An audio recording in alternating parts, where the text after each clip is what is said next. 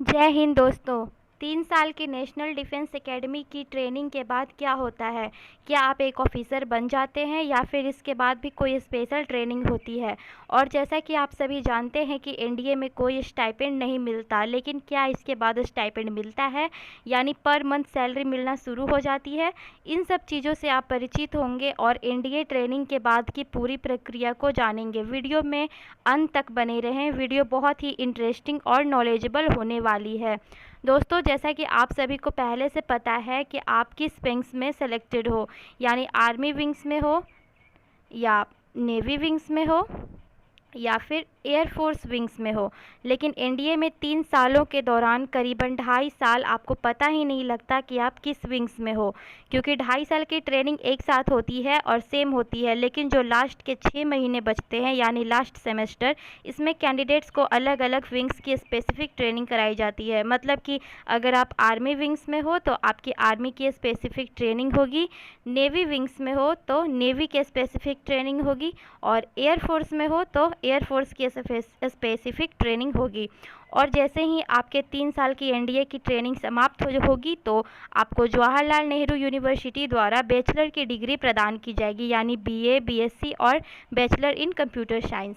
और फाइनली इसके बाद कैडेट्स को अपने ट्रेड एकेडमी ज्वाइन करने का मौका मिलेगा, यानी आर्मी के cadets Indian military academy join करेंगे, नेवी के cadets Indian naval academy join करेंगे और एयरफोर्स के कैडेट्स एयरफोर्स एकेडमी ज्वाइन करेंगे।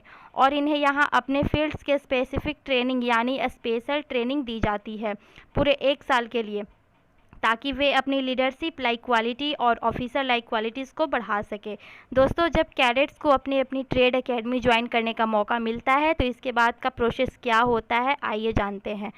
सबसे पहले बात करते हैं आर्मी के कैडेट्स की। तो आर्मी के कैडेट्स जब एनडीए से पास आउट होते हैं तो वो आईएमए यानी Indian military academy Dehradun join करते हैं, जहां उन्हें जेंटलमैन कैडेट्स का दर्जा मिलता है और 1 साल की बेहतरीन ट्रेनिंग के दी जाती है हर तरीके से, चाहे वो लीडरशिप क्वालिटीज़ बढ़ाने की हो या फिर ऑफिसर लाइक क्वालिटीज़, ताकि वे ऑफिसर बनने के बाद अपने सब यूनिट्स को लीडर कर सके हर परिस्थिति में। और जब जेंटलमैन कैडेट्स की 1 साल की ट्रेनिंग कंप्लीट हो जाती है तो उन्हें परमानेंट कमीशंस दे दिया जाता है, इन्हें रैंक नियुक्त की जाती है लेफ्टिनेंट की। बात करते हैं इनके स्टाइपेंड की। तो आईएमए में करेंटली 56,100 रुपये पर मंथ स्टाइपेंड है प्रति कैंडिडेट्स की, लेकिन इन्हें सिर्फ 21,000 रुपये पर मंथ ही मिलते हैं ट्रेनिंग के दौरान, और बाकी बचा हुआ सेविंग अकाउंट में चला जाता है, जो कि 1 साल के ट्रेनिंग के दौरान आपको एक साथ मिलता है।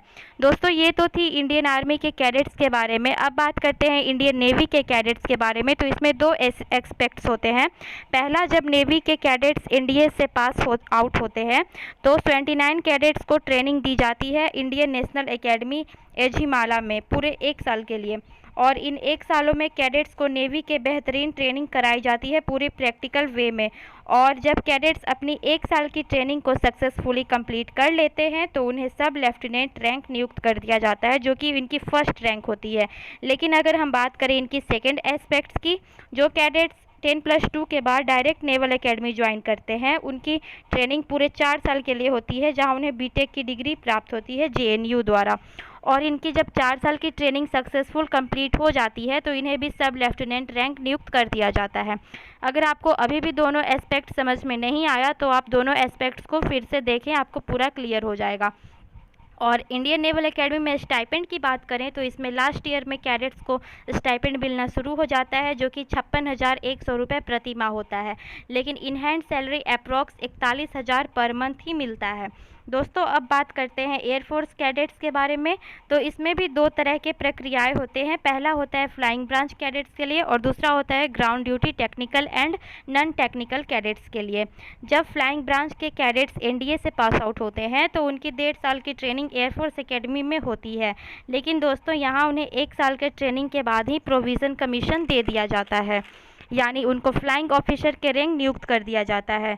लेकिन जो 6 महीने की फर्दर ट्रेनिंग होती है उसमें उन्हें फ्लाइंग ब्रांच के डेप्थ ट्रेनिंग दी जाती है, और ये 6 महीने कॉम्प्लीशन के बाद उन्हें परमानेंट कमीशन ऑफिसर बना दिया जाता है। बात करें ग्राउंड ड्यूटी कैडेट्स के लिए, तो उन्हें एनडीए पास आउट होने के बाद एयरफोर्स एकेडमी में 1 साल की ट्रेनिंग दी जाती है और इसके बाद उन्हें भी फ्लाइंग ऑफिसर रैंक नियुक्त कर दिया जाता है।